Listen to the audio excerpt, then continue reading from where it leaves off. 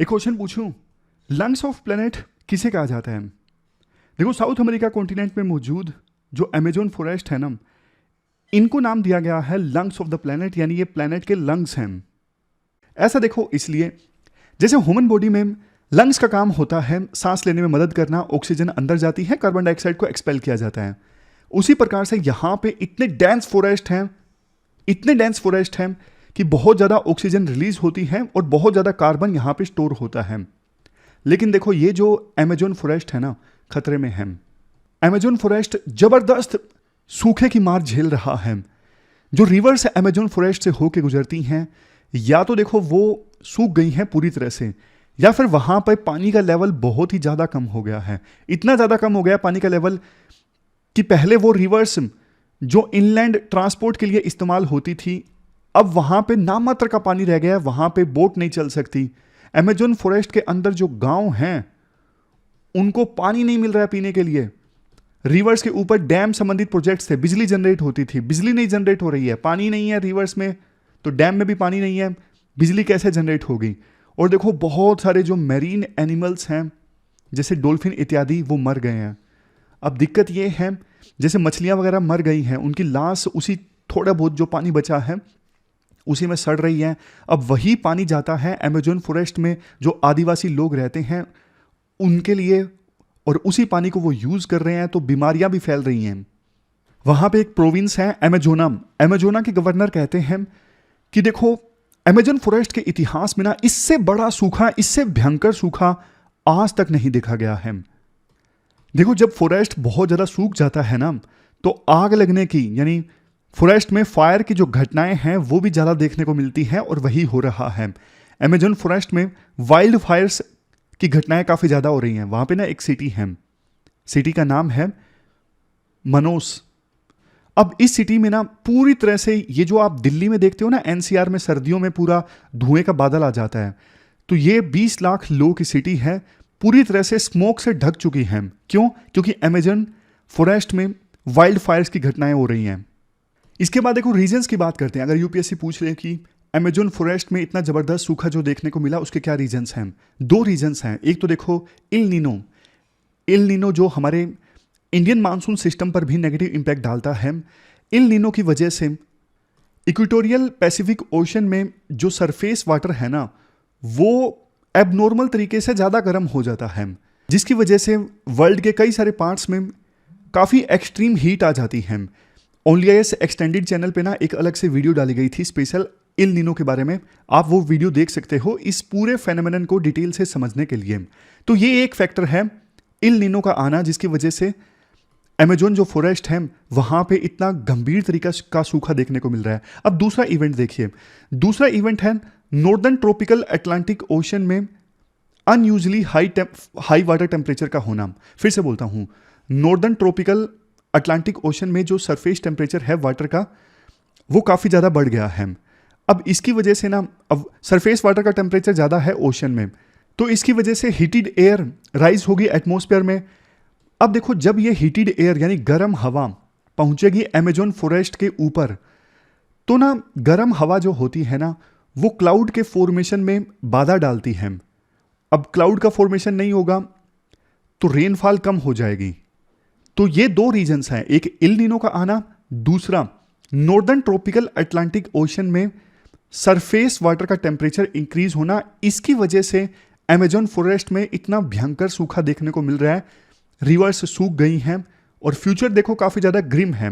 Various reports ये कहती हैं कि आने वाले समय में ना अमेजोन फॉरेस्ट में ड्रोट की फ्रीक्वेंसी ना बहुत ज्यादा होने वाली है, बहुत ही ज्यादा। वैसे देखो, पिछले 5 दशकों में ना, यानी 50 सालों में अमेजोन फॉरेस्ट का 17 से 20% का जो एरिया है ना, वो डिफोरेस्टेशन का शिकार हो चुका है। अगर हमें अमेजोन फॉरेस्ट को बचाना है तो किसी भी कीमत पर डिफोरेस्टेशन पर रोक लगानी होगी। ग्रीन हाउस गैसेस का जो एमिशन होता है वो एमिशन कम करना होगा। अदरवाइज देखो, अमेजन फॉरेस्ट का जानते हो क्या हाल होगा? अगर इसी प्रकार से सिचुएशन चलती रही तो आने वाले सालों में जो अमेजोन फॉरेस्ट है ना, जैसे सवाना फॉरेस्ट नहीं है अफ्रीका में, उस प्रकार के फॉरेस्ट में तब्दील हो जाएगा अमेजोन फॉरेस्ट। और अभी अमेजोन फॉरेस्ट जो इतना ज़्यादा डेंस है, जिसने इतना ज़्यादा कार्बन स्टोर करके रखा है, अगर इसी प्रकार से फॉरेस्ट डिस्ट्रॉय होता रहा और सवाना जैसा फॉरेस्ट बन गया तो बहुत ज़्यादा कार्बन रिलीज होगा, और बहुत ज़्यादा कार्बन रिलीज होने की वजह से ग्लोबल वार्मिंग बल्कि और ज़्यादा बढ़ जाएगी। तो इसीलिए अर्जेंट एक्शन लेना आवश्यक है अमेजन फॉरेस्ट को बचाने के लिए। लेकिन देखो, इसको बचाने में सिर्फ ब्राज़ील की जो गवर्नमेंट है ना, उसकी जिम्मेदारी तो सीधा सीधा बनती है, बल्कि इसके अलावा पूरे वर्ल्ड की जिम्मेदारी है कि अमेजन फॉरेस्ट को बचाया जाए। इसके बाद next article belt and road initiative से संबंधित है, और आप जीएस पेपर सेकंड के इस टॉपिक से आर्टिकल को रिलेट कर सकते हो। क्या कंटेस्ट है? देखो, बेल्ट एंड रोड इनिशिएटिव जो चाइना के राष्ट्रपति शी जिनपिंग का ड्रीम प्रोजेक्ट है, इस प्रोजेक्ट की सहायता से चाइना एक बड़ी ग्लोबल पावर बनना चाहता है, पूरे वर्ल्ड में अपना इन्फ्लुएंस इंक्रीज करना चाहता है। इस प्रोजेक्ट को स्टार्ट किए 10 साल पूरे हो चुके हैं, और इस मौके पे एक समिट ऑर्गेनाइज हुआ था चाइना में, तीसरा summit belt and road initiative से संबंधित, जिसमें कई सारे देशों के लीडर्स गए पार्टिसिपेट करने के लिए, इंक्लूडिंग पाकिस्तान के एक्टिंग प्राइम मिनिस्टर और इवन रशिया के राष्ट्रपति पुतिन। है क्या ये बेल्ट एंड रोड इनिशिएटिव? देखो, 2013 में स्टार्ट हुआ था। इस इनिशिएटिव में ना चाइना दुनिया भर के अलग अलग देशों में इंफ्रास्ट्रक्चर इंप्रूव करने के लिए पैसा लगा रहा है। जैसे आपको एग्जांपल देता हूं, चाइना पाकिस्तान इकोनॉमी कॉरिडोर इसी बेल्ट एंड रोड इनिशिएटिव की एक आर्म है। ये जो है ना China Pakistan economy corridor, Pakistan के ग्वादार पोर्ट से ये स्टार्ट होता है ये प्रोजेक्ट, और जम्मू एंड कश्मीर से होता हुआ, अभी वो हिस्सा पाकिस्तान के पास है, पाक ऑक्यूपाइड कश्मीर से होता हुआ चाइना में जाता है। ये पूरा रोड चाइना ने बनवाया है। इस रोड के साथ साथ कई सारे प्रोजेक्ट्स चाइना ने बनवाए हैं, जैसे पावर प्लांट इत्यादि। ग्वादार पोर्ट चाइना ने डेवलप करवाया है। तो ये पूरा बेल्ट एंड रोड इनिशिएटिव की आर्म है ना, इसके आसपास चाइना ने इंफ्रास्ट्रक्चर डेवलप करवाया है। तो ये एक एग्जांपल है, आप स्क्रीन पे देख सकते हो। इवन बहुत सारी इस प्रोजेक्ट की आर्म्स तो इस तस्वीर में है भी नहीं। अलग अलग देशों में पोर्ट्स इस्टेब्लिश करवाना, इसके अलावा हाईवेज बनवाना और दूसरी तरह की कनेक्टिविटी इस्टेब्लिश करवाना, ये सब हो रहा है इस बेल्ट एंड रोड इनिशिएटिव में। आपके मन में एक क्वेश्चन सीधा सीधा आएगा, इससे चाइना को क्या फायदा होगा? क्यों चाइना पैसे लगा रहा है? देखो, चाइना को फायदा ये होगा, सारी जो बेल्ट एंड रोड इनिशिएटिव की आर्म्स है ना, डायरेक्टली इनडायरेक्टली उनका लिंक चाइना से है। तो विभिन्न देशों की जो कनेक्टिविटी है वो चाइना से इंप्रूव हो रही है। तो ना चाइना अपने गुड्स को, चाइना में जो गुड्स मैन्युफैक्चर हुए उनको आसानी से भेज सकता है वर्ल्ड के अलग अलग देशों में, इस बेल्ट एंड रोड इनिशिएटिव में जो इंफ्रास्ट्रक्चर डेवलप होगा उसकी सहायता से। तो ये फायदा होगा चाइना को। हालांकि चाइना के जो इंटेंशंस हैं वो कुछ और भी हैं। जैसे ग्वादार पोर्ट है, कहने को चाइना ने डेवलपमेंट के लिए ये प्रोजेक्ट डेवलप किया ग्वादार पोर्ट, बट समय आने पे चाइना इस पोर्ट का इस्तेमाल अपने मिलिट्री पर्पजेज के लिए भी कर सकता है। तो ये भी एक पॉइंट है कि चाइना दुनिया के अलग अलग देशों में जो इंफ्रा इस्टेब्लिश कर रहा है ना, चाइना उसका इस्तेमाल अपने सिक्योरिटी पर्पजेज के लिए भी कर सकता है फ्यूचर में। इसके अलावा जाहिर तौर पे चाइना अलग अलग देशों में देखो इंफ्रास्ट्रक्चर डेवलप करवा रहा है, तो इससे चाइना की जो सॉफ्ट पावर है वो भी इंक्रीज हो रही है। लोगों को लग रहा है, विभिन्न देशों के लोगों को, कि चाइना तो बड़ा पावरफुल है, हमारे देश में चाइना बहुत इन्वेस्ट कर रहा है, इंफ्रास्ट्रक्चर डेवलप करवा रहा है। कुछ लोग देखो इसे यूएस के मार्शल प्लान से कंपेयर करते हैं।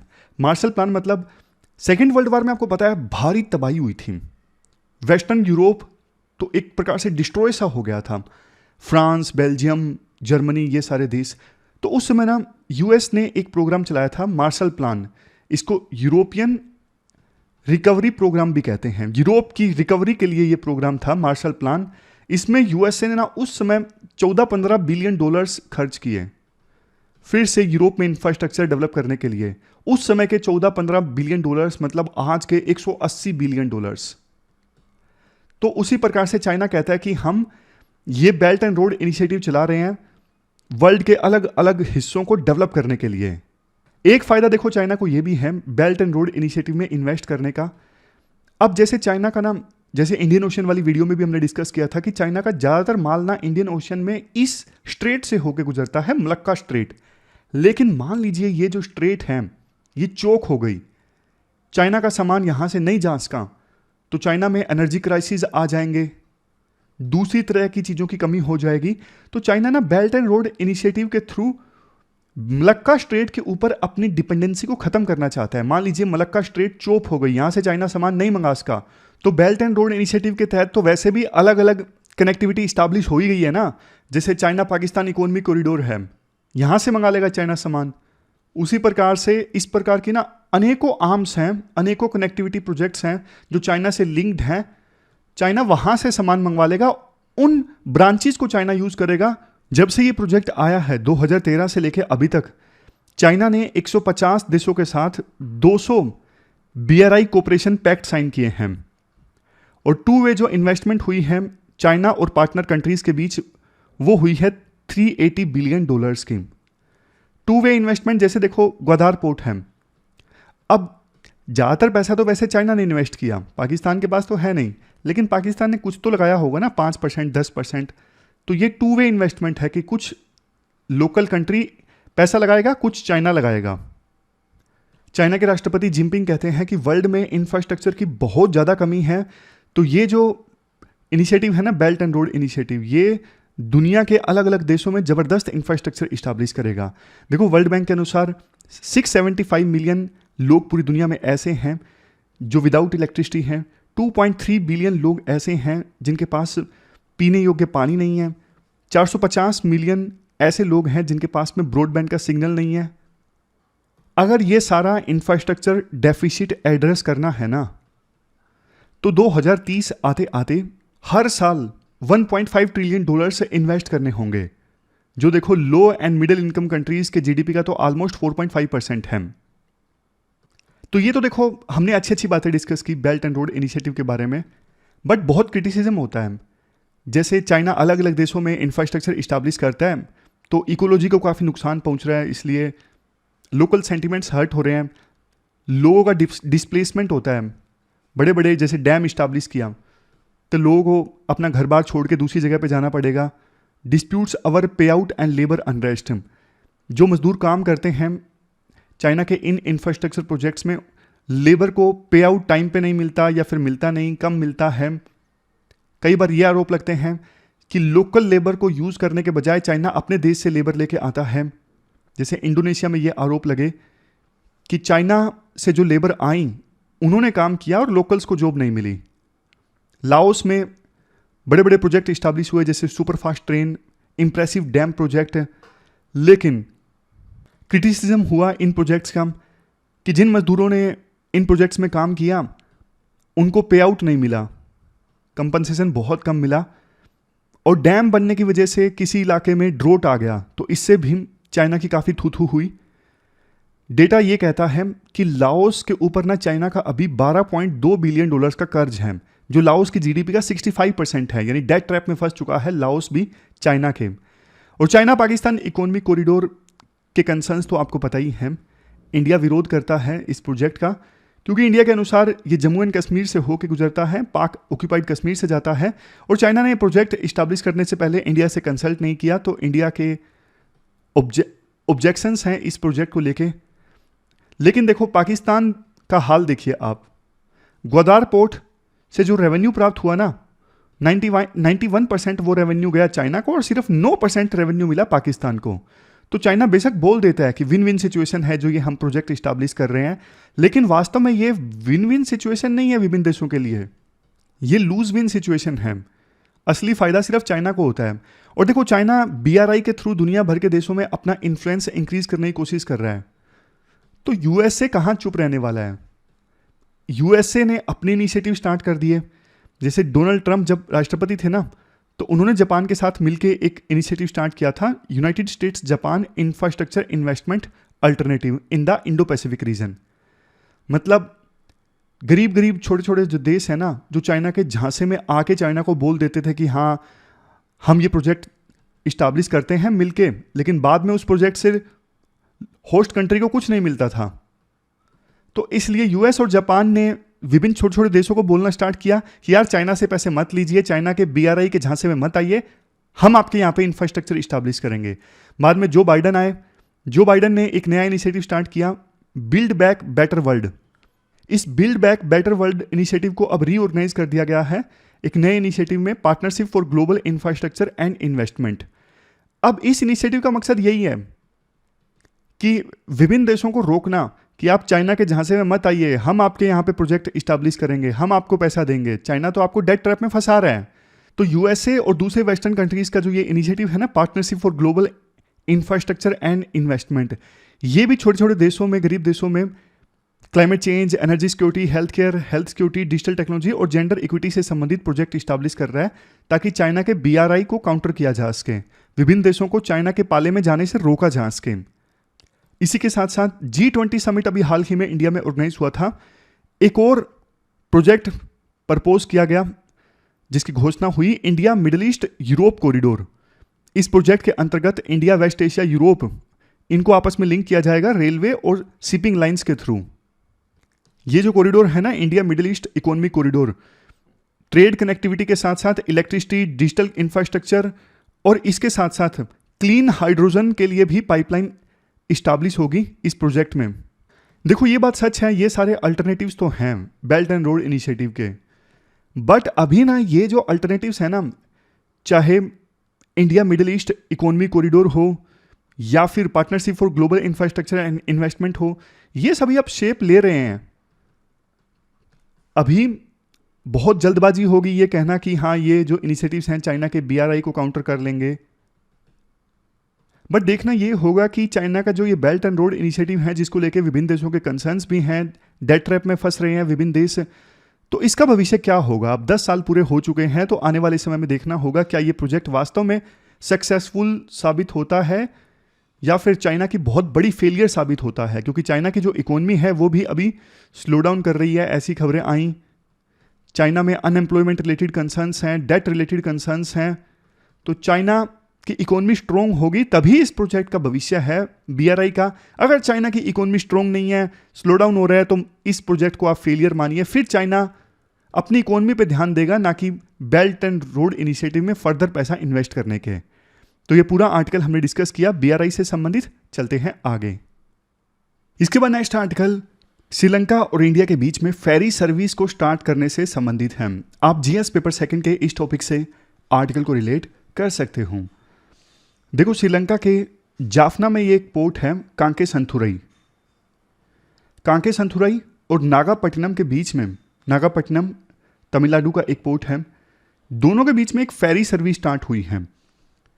अब फेरी सर्विस स्टार्ट हुई है तो आपको पता है कि दोनों देशों के बीच में आना जाना और ज़्यादा आसान होगा। पीपल टू पीपल जो टाइज हैं वो और ज़्यादा इंक्रीज़ होंगे, कल्चरल कोऑपरेशन जो है वो और ज़्यादा इंक्रीज़ होगा, इकोनॉमिक एक्टिविटीज़ दोनों के देशों के बीच में और ज़्यादा ईजी होंगी। कनेक्टिविटी जब इंक्रीज़ होती है तो ये सारे फायदे होते हैं, नॉर्मल है, आप सब ये कॉमन पॉइंट्स लिख सकते हो। राइटर ये कहना चाहते हैं, देखो श्रीलंका में सिविल वार स्टार्ट हुआ था ना, उससे पहले इंडिया और श्रीलंका के बीच में ना इस प्रकार की फेरी सर्विसेज काफ़ी कॉमन थी, बहुत ही कॉमन थी। बल्कि उस समय ना एयर ट्रांसपोर्ट वीक था, लेकिन ना समय के अनुसार सिविल वार स्टार्ट हो गया, बहुत सारे रिफ्यूजीज श्रीलंका के नॉर्दर्न पार्ट से तमिलनाडु में आने लगे, तो ये सारी फेरी सर्विसेज सस्पेंड कर दी गई थी। फिर प्रयास हुआ, कब, मतलब 12 साल पहले एक फेरी सर्विस स्टार्ट की गई थी कोलंबो से थूथुकुडी के बीच में, लेकिन ये ज़्यादा समय तक नहीं चली क्योंकि घाटे में चल रही थी, कोई पेट्रोनेज नहीं था, तो इसलिए बंद कर दी गई। तो राइटर ये बोलते हैं अभी फिर से ये सर्विस स्टार्ट की गई है ना, एक साइड का प्राइस है ऑलमोस्ट 7,500 रुपये, 50 किलोग्राम तक जो वेट है वो ले जाया जा सकता है, बैग वगैरह। लेकिन अभी एयर ट्रांसपोर्ट बल्कि ज़्यादा सस्ता है, तो कौन जाएगा इस फेरी सर्विस से, लोग फ्लाइट से चले जाएंगे, टाइम भी कम लगेगा फ्लाइट से। तो इसलिए अगर इस फेरी सर्विस को सस्टेनेबल रखना है नागापट्टिनम और कांकेसंथुराई के बीच में, तो देखो थोड़ा सा प्राइस अफोर्डेबल बनाना पड़ेगा।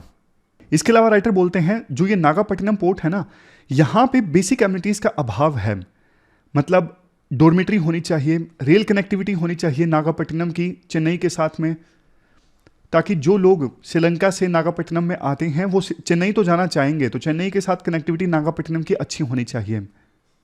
इसके साथ साथ सरकार देखो एक चीज़ ये इंश्योर कर सकती है, नागापट्टिनम जो है ना वैसे रूरल एरिया है, ज़्यादा डेवलप एरिया नहीं है, तो ये फेरी सर्विस स्टार्ट हुई है, तो इसी बहाने इस एरिया को तमिलनाडु की जो सरकार है वो डेवलप कर सकती है, बेसिक इंफ्रास्ट्रक्चर यहाँ पे प्रोवाइड करके, और श्रीलंका के साथ ट्रेड और ज़्यादा इंक्रीज अगर होता है इस रूट में तो नागापट्टिनम को ज़्यादा फायदा होगा। तो कुल मिला के यही पॉइंट्स हैं, ज़्यादा मतलब यूपीएससी के लिए बहुत ज़्यादा इंपॉर्टेंट पॉइंट्स नहीं हैं। इंडिया श्रीलंका रिलेशंस पे क्वेश्चन आए तब ये पॉइंट बस एक यूज हो जाएगा, अदरवाइज स्पेशल क्वेश्चन इस पे आएगा इसकी संभावना बहुत ही कम है। इसके बाद next article sir Syed Ahmad Khan से संबंधित है। डायरेक्ट क्वेश्चन भी यूपीएससी पूछ सकती है सर सैयद अहमद खान के बारे में। आप जीएस पेपर 1 के इस टॉपिक से आर्टिकल को रिलेट कर सकते हो। 17 अक्टूबर को उनकी बर्थ एनिवर्सरी थी।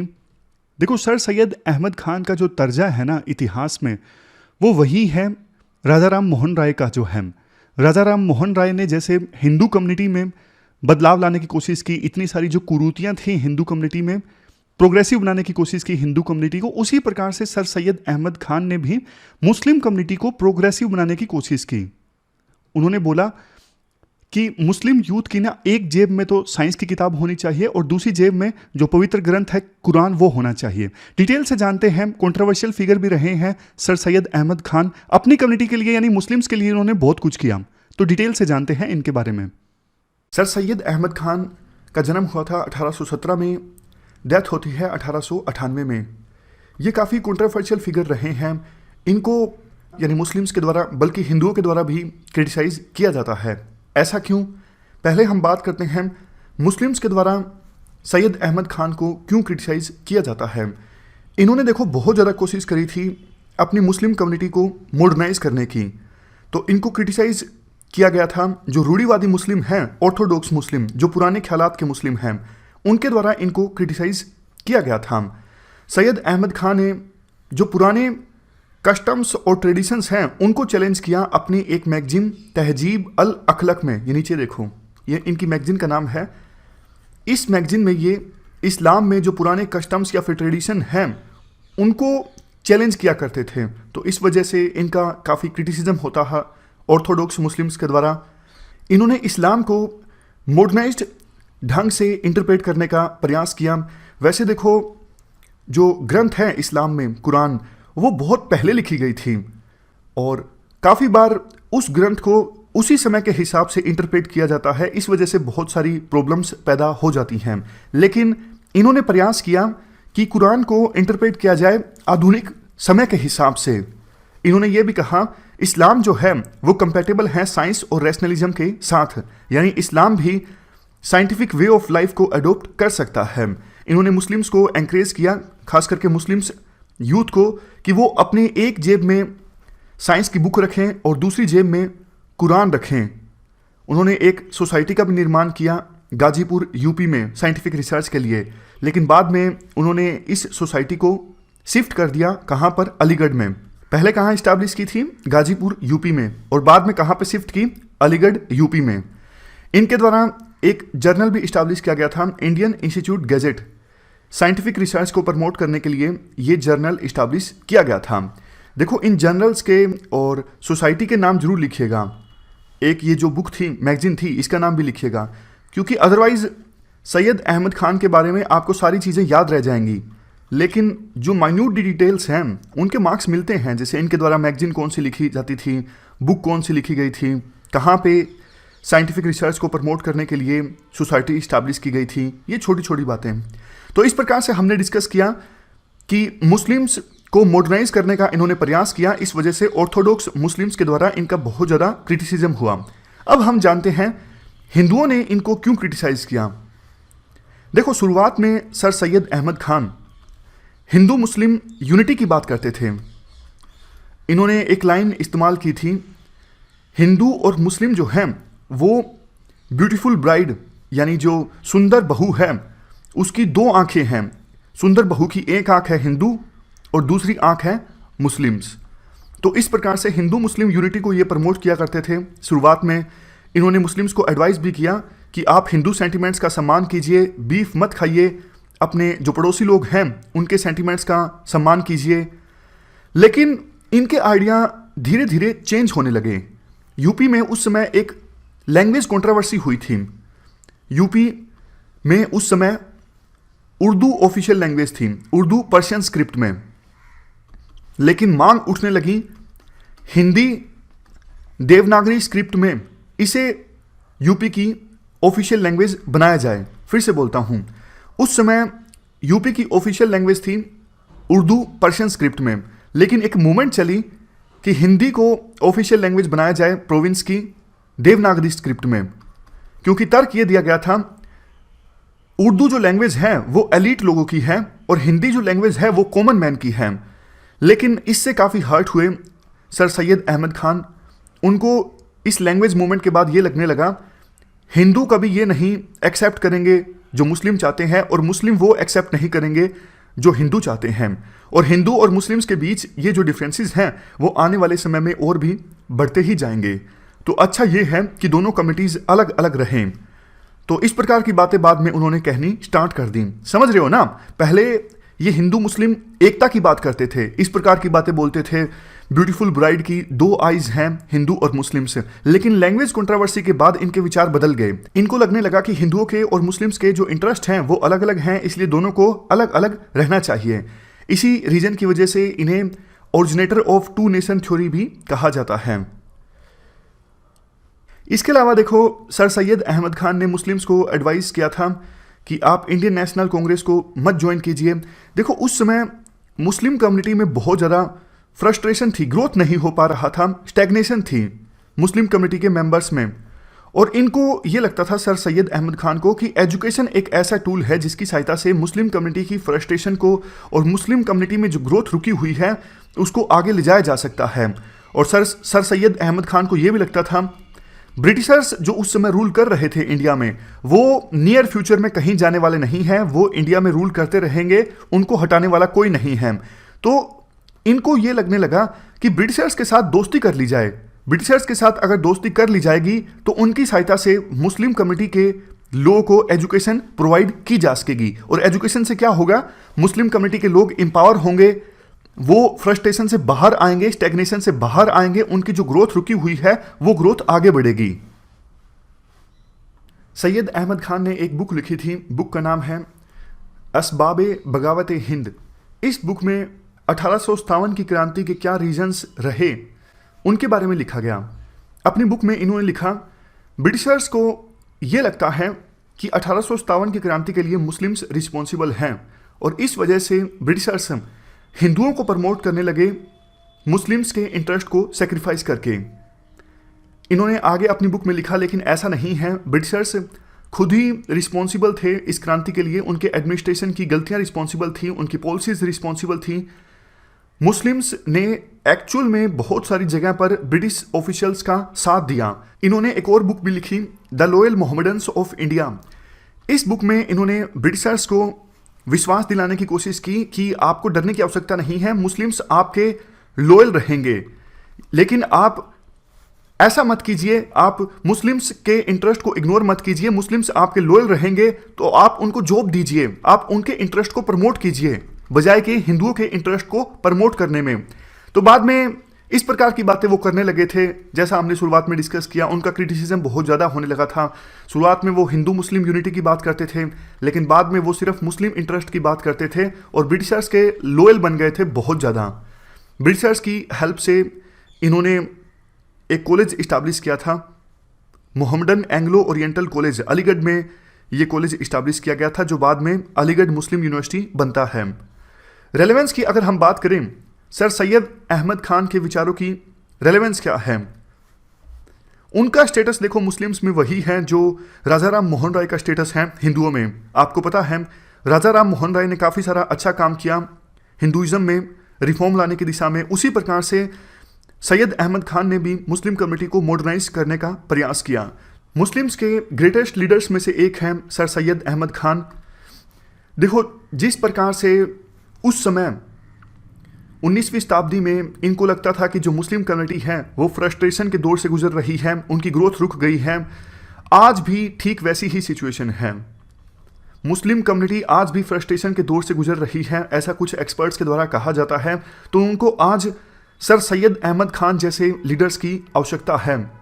सर सैयद अहमद खान समझते थे पॉलिटिसाइजेशन या फिर पॉलिटिकल मोबिलाइजेशन की बजाय एजुकेशन एक टूल है जिसकी सहायता से मुस्लिम कम्युनिटी को एम्पावर किया जा सकता है। तो इस प्रकार से हमने सर सैयद अहमद खान के विचारों को डिटेल से समझा। ये क्वेश्चंस देख लीजिए जो आपको अटेम्प्ट करने हैं। एक क्वेश्चन सर सैयद अहमद खान से संबंधित है और दूसरा क्वेश्चन BRI यानी बेल्ट एंड रोड इनिशिएटिव से संबंधित है। 2019 में यूपीएससी ने ये BRI से संबंधित क्वेश्चन पूछा था। प्री का क्वेश्चन देखिए, सर सैयद अहमद खान से संबंधित 3 स्टेटमेंट्स हैं, बतानी है कौन सी स्टेटमेंट सही है कौन सी गलत है। आप पहली स्टेटमेंट देखिए, sir Syed Ahmad Khan was against the western scientific education. ये स्टेटमेंट गलत है, इसी की तो उन्होंने वकालत की थी। पहली स्टेटमेंट गलत है, तो इन 3 ऑप्शंस में पहली स्टेटमेंट है, तो जाहिर तौर पे सेकंड जो ऑप्शन है वो सही हो जाता है। बाकी मेंस के क्वेश्चन जो है आप जरूर अटेम्प्ट कीजिए pwonlyis.com पे जाके। तो आप बताइए कैसे लगी आपको डिस्कशन, कमेंट बॉक्स में आप बताइए। कल मिलते हैं एक नई डिस्कशन के साथ में। कल इंपॉर्टेंट टॉपिक शुरू में मैं डिस्कस करूंगा। कल शुरुआत में टॉपिक डिस्कस करूंगा कि जो ये हमास जैसा हमला है, क्या इंडिया इसके लिए तैयार है। मतलब आज मुझे करना था लेकिन आज नहीं कर पाया। कल सुबह ये डिस्कस करूंगा क्या इंडिया हमास जैसे हमले के लिए तैयार है, इंडिया की क्या स्ट्रेटजी है टेरर के अगेंस्ट। तो आपकी कुछ इनपुट हो इस टॉपिक पे तो आप बता दीजिएगा, कल मैं इसे कवर करता हूँ शुरुआत में। तो अभी के लिए इतना ही, कल फिर से मिलते हैं। Thank you very much for discussion.